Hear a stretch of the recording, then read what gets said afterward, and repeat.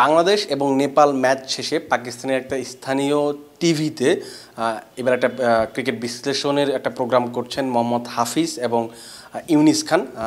সেই অনুষ্ঠানে সেই ম্যাচটা শেষে মোহাম্মদ হাফিজ বলেছিলেন যে যেহেতু পাকিস্তান এবং শ্রীলঙ্কার মতো দলগুলো এইবারের সুপার 8-এ নেই, তার চাওয়াটা হচ্ছে বাংলাদেশ যেন ভালো ক্রিকেট খেলে এবং হচ্ছে সেমিফাইনালে যায়। ইউনিস খান তিনি যেখানে ছিলেন 2009 বিশ্বকাপ জিতেছিলেন, টি-20 বিশ্বকাপ জিতেছিলেন খুব সম্ভবত অধিনায়ক হিসেবে।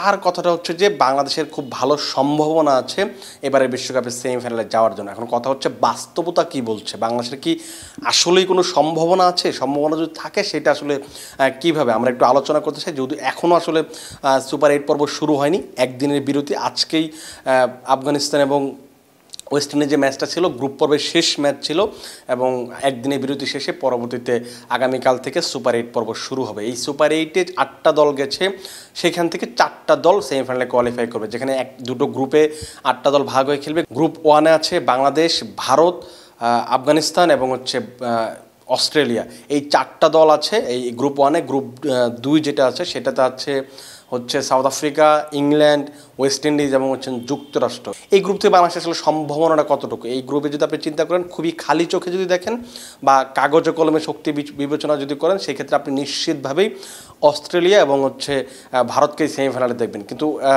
হাফিজ যেটা বললেন কিংবা ইউনিস খান যেটা বললেন যে বাংলাদেশকে সেমিফাইনালে দেখতে চান কিংবা ইউনিস খানের মতো সেমিফাইনালে যাওয়ার সম্ভাবনা আছে, সুযোগ আছে, সেইটা আসলে কীভাবে? আপনি ধরুন বাংলাদেশের সাথে প্রথম ম্যাচটা খেলবে 21 তারিখে অস্ট্রেলিয়ার বিপক্ষে অ্যান্টিগাতে, পরের ম্যাচটা সেই অ্যান্টিগাতে খেলবে 22 তারিখে বাংলাদেশ সময় রাত 8:30 বাজে। এই দুটো ম্যাচ একই মাঠে খেলবে, যে মাঠে লাস্ট ম্যাচটা খেলেছে হচ্ছে নামিবিয়া এবং ইংল্যান্ড। এই ম্যাচটার কথা আপনার যদি মনে থাকে, সেই ম্যাচে কিন্তু অনেকটা সময় জুড়ে বৃষ্টি হয়েছিল, প্রায় ঘন্টা 2-1-এর মতো, যদিও শেষ পর্যন্ত ম্যাচটা হয়েছিল 10 ওভারের, কারণ ম্যাচ যখন শুরু হয়ে গেছিলো তারপরও বৃষ্টি হয়েছিল। এই ম্যাচ এখানে কিন্তু বৃষ্টির একটা সম্ভাবনা থাকতে পারে।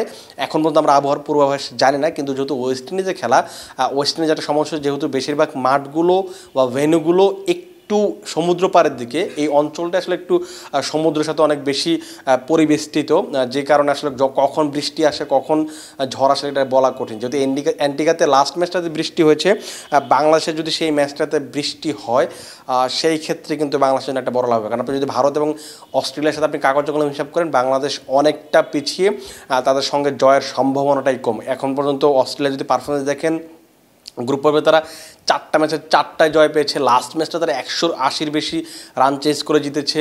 ভারত 4টা ম্যাচে খেলার সুযোগ পায়নি, একটা ম্যাচ তাদের পরিত্যক্ত হয়েছে। 3টা ম্যাচ খেলেছে, খুব আহামরি ক্রিকেট না খেললেও সেখানে ওই নিউ ইয়র্কের উইকেট যে ধরনের প্রেফার করেছে সেই ধরনের ক্রিকেটটাই তারা খেলেছে। 3টা ম্যাচে 3টে তারা জয় পেয়েছে। এবং আপনি যদি টুর্নামেন্টের সবচেয়ে ফেভারিট দুটো দলের কথা বলেন, সেখানে মনে হয় যে অস্ট্রেলিয়া ভারতকেই রাখবেন। এই দুটো দলের বিপক্ষে বাংলাদেশের জয়ের সম্ভাবনা অনেক কম। এখন বাংলাদেশ আসলে এদের বিপক্ষে পয়েন্টটা পেতে পারে কীভাবে, সেটা একটা বড় অপরচুনিটি তৈরি হতে পারে যদি সেই মাঠে বা সেই এলাকাতে বৃষ্টি হয়। যেহেতু যেটা বললাম যে লাস্ট ম্যাচে যদি বৃষ্টি হয়েছে, এই দুটো ম্যাচের একটা ম্যাচে যদি বাংলাদেশ বৃষ্টি হয়, সেই ক্ষেত্রে কিন্তু বাংলাদেশ একটা পয়েন্ট পেয়ে যাবে। এবং পরবর্তী যে বাংলাদেশের যে ম্যাচটা, শেষ ম্যাচটা 25 তারিখে আফগানিস্তানের বিপক্ষে, সেই ম্যাচটা হবে হচ্ছে সেন্ট ভিনসেন্টে। এই মাঠে বাংলাদেশ ইতিমধ্যে দুটো ম্যাচ খেলে ফেলেছে, নেদারল্যান্ডস এবং নেপালের বিপক্ষে। বাংলাদেশ যদি এই মাঠে যেহেতু তাদের বিপক্ষে খেলতে নামবে, বাংলাদেশ একটু এগিয়েই থাকবে। কারণ হচ্ছে দেখুন, আফগানিস্তান হয়তো অনেক ভালো টি-20 টিম, কিন্তু বাংলাদেশের যখন খেলা হয় সবসময় আসলে 50-50 একটা চান্স থাকে। বাংলাদেশেরও আইসিসি টুর্নামেন্টে যখন যায় তখন বাংলাদেশ কিন্তু সবসময় এদের বিপক্ষে ভালো খেলে। আপনি লাস্ট ওয়ার্ল্ড কাপের কথা দেখুন, বাংলাদেশ সেই 2023 বিশ্বকাপে যাওয়ার আগে ঘরের মাঠে ওয়ানডে সিরিজ হেরেছিল আফগানিস্তানের বিপক্ষে, কিন্তু তাদের বিপক্ষে গিয়ে কিন্তু শেষ পর্যন্ত ওই বিশ্বকাপে ম্যাচটা জিতে নেয়। তো বাংলাদেশের সবসময় আফগানিস্তানের বিপক্ষে, বিশেষ করে আইসিসি টুর্নামেন্ট খুব ভালো ক্রিকেট খেলে, সেইটা একটা বাংলাদেশকে আসলে বাড়তে অ্যাডভান্টেজ দিতে পারে। যেহেতু ওই ম্যাচটা 50-50 একটা চান্স আছে, যদি বাংলাদেশ ম্যাচটা জিতে নিতে পারে 2টো পয়েন্ট পাবে। এবং প্রথম দুটো ম্যাচ থেকে যদি একটা ম্যাচ আসলে পরিত্যক্ত হয়ে যায়, সেই ক্ষেত্রে কিন্তু আরও একটা পয়েন্ট যোগ হতে পারে। সেক্ষেত্রে 3টা পয়েন্ট হলে একটা ইকুয়েশন তৈরি হতে পারে। যদি বাংলাদেশ পয়েন্ট লুজ, অস্ট্রেলিয়া যদি বাংলাদেশের সাথে পয়েন্ট লুজ করে, সেক্ষেত্রে ভারত আর অস্ট্রেলিয়া ম্যাচটা খুব ডিসাইডিং হয়ে যাবে। যদি ভারত পয়েন্ট লুজ করে, সেক্ষেত্রেও কিন্তু ভারত এবং অস্ট্রেলিয়া ম্যাচটা ডিসাইডিং হয়ে যাবে। তো বাংলাদেশ তখন একটা সম্ভাবনা তৈরি হবে, কিন্তু এটা আসলে অনেক দূরের পথ। এটা আমি আসলে একটা সম্ভাবনার কথা বললাম, কারণ হচ্ছে এইরকম সিনারিও কিন্তু এর আগে একটা তৈরি হয়েছিল, সেটা হচ্ছে 2017 চ্যাম্পিয়ন্স ট্রফির কথা আপনাদের মনে থাকার কথা। অস্ট্রেলিয়ার বিপক্ষে একটা ম্যাচ ছিল, আর সেখানে বাংলাদেশ খুব সম্ভবত আগে ব্যাটিং করে 182 বা 80 এরকম একটা রান করেছিল। সেটা তারা করতে নেমে বেশ ভালো শুরু করেছিল অস্ট্রেলিয়া, কিন্তু শেষ পর্যন্ত বৃষ্টির কারণে ম্যাচটা যখন পরিত্যক্ত হয়ে যায়, সেই ম্যাচ থেকে একটা পয়েন্ট পায় বাংলাদেশ, এবং বাংলাদেশ শেষ পর্যন্ত সেমিফাইনালে জায়গা করে নেয়। যদি এরকম কিছু এবার ঘটে, মিরাকেল কিছু ঘটে, আপনি হয়তো বাংলাদেশকে সেমিফাইনালে দেখতে পারেন।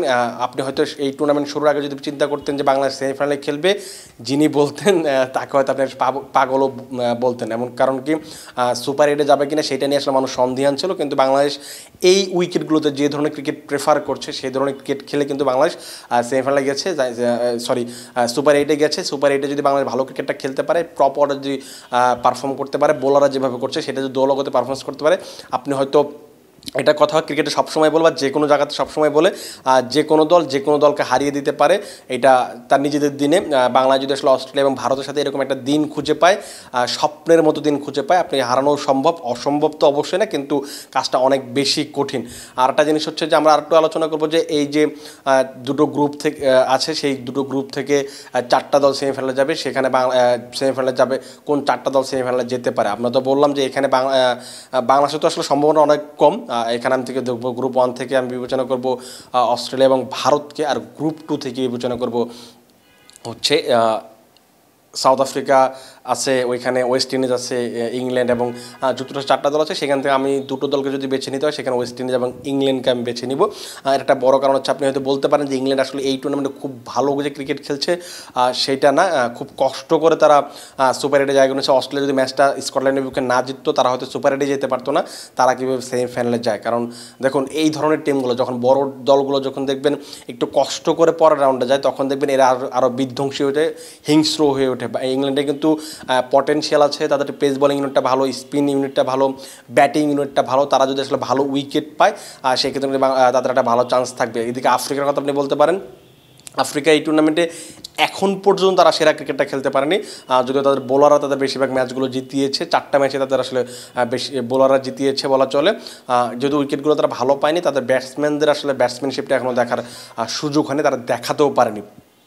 তারা যে ধরনের বিধ্বংসী ব্যাটিং করেন, ভালো উইকেট পেলে তারা হয়তো জ্বলে উঠতে পারে, কিন্তু এই দলের সবচেয়ে বড় সমস্যা, তারা হুট করে একদিন কলাপস করে বসেন।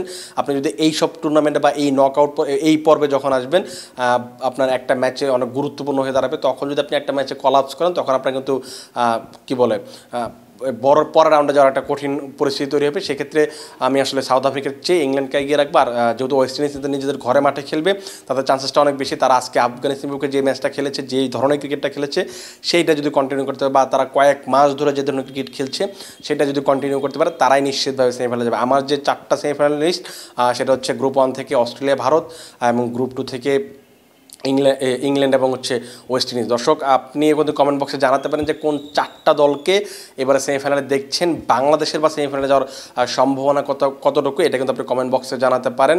আগামীকাল থেকে সুপার 8 পর্ব শুরু হবে। সুপার 8 পর্ব যখন শুরু হবে, তখন অন্য কোনো ম্যাচ নিয়ে আপনাদের সঙ্গে কথা হবে, বা বাংলাদেশ যেহেতু পরের দিন 1-2 দিন পর ম্যাচ খেলতে নামবে, তখন বাংলাদেশের ম্যাচ নিয়ে অবশ্যই কথা হবে। আপনারা সে পর্যন্ত ভালো থাকুন, সুস্থ থাকুন এবং ক্রিকফেঞ্জির সাথে থাকুন।